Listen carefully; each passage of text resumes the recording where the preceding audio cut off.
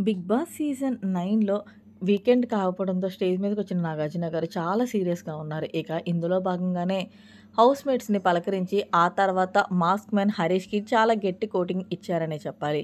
ముందుగా హరీష్ మొన్న నామినేషన్స్‌లో నువ్వొక మాట అన్నావు. దమ్ముంటే బిగ్ బాస్‌కి నన్ను బయటకి పంపించేమని. నేను చెప్తున్నాను. నువ్వు నీ లగేజ్ తీసుకొని బయటికి వెళ్ళిపో అంటూ నాగార్జున గారు చాలా సీరియస్‌గా మాస్క్ మ్యాన్‌ని హరీష్‌కి గట్టిగా ఇచ్చుకున్నారనే చెప్పాలి. దీంతో మాస్క్ మ్యాన్ హరీష్ ఏం మాట్లాడాలో తెలియక సారీ సార్ తప్పైపోయింది అంటూ క్షమించమని అడుగుతుంటే, అదే కదా చెప్తున్నాను. బిగ్ బాస్‌కి రాకముందు బయట నిరాహార దీక్ష చేస్తారు. కానీ నువ్వు బిగ్ బాస్ హౌస్‌లోకొచ్చిన తర్వాత కూడా నిరాహార దీక్ష చేస్తున్నావు.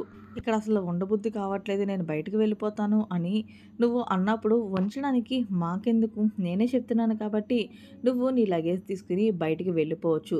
ఓపెన్ ద గేట్స్ అంటూ హోస్ట్ నాగార్జున గారు నిజంగా సీరియస్ అయ్యి హరీష్‌కి చుక్కలు చూపించారని చెప్పుకోవాలి. దీంతో హరీష్ కలగజేసుకొని సార్ తప్పైపోయింది అంటున్నాను కదా! నెక్స్ట్ టైము ఇలా ఎప్పుడూ రిపీట్ అవ్వదు అంటే, అది మనిషి అన్నాక ఒకసారి చెప్తారు. ఇంకొకసారి నేను అసలు చెప్పను. ఒకవేళ నీకు ఇబ్బందిగా ఉంది, ఇక్కడ ఉండబుడ్డి వేయట్లేదంటే నిజంగానే వెళ్ళిపోవచ్చు. అంతేగాని నువ్వు ఇంత అలా చేయాల్సిన అవసరం అయితే లేదు. తనుజ వచ్చి నీకు ఫుడ్ పెడితేనే కానీ నువ్వు ఫుడ్ తినలేదు. ఇప్పుడు నీ పంతం మీద నువ్వు ఉండాల్సిన అవసరం ఏముంది?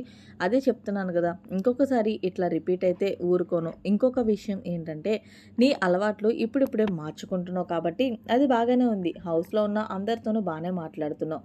ఇలాగే కంటిన్యూ చేయి తప్ప అంతేగాని బిగ్ బాస్‌తో దమ్ముంటే ఇలాంటి మాటలు మాట్లాడకు. ఇలా మళ్ళీ రిపీట్ అయితే బాగుండదంటూ గట్టిగా ఇచ్చుకున్నారు. మరోసారి మాస్క్ మ్యాన్ హరీష్‌కి మరీ మొత్తానికి హోస్ట్ నాగార్జున గారు మాట్లాడిన మాటలు హరీష్ మీద కరెక్టా లేదా అనేది కామెంట్ సెక్షన్‌లో తెలియజేయండి. మరిన్ని లేటెస్ట్ అప్డేట్స్ కోసం మన ఛానల్ సబ్స్క్రైబ్ చేసుకోండి. Thanks for watching. Bye. Have a nice day.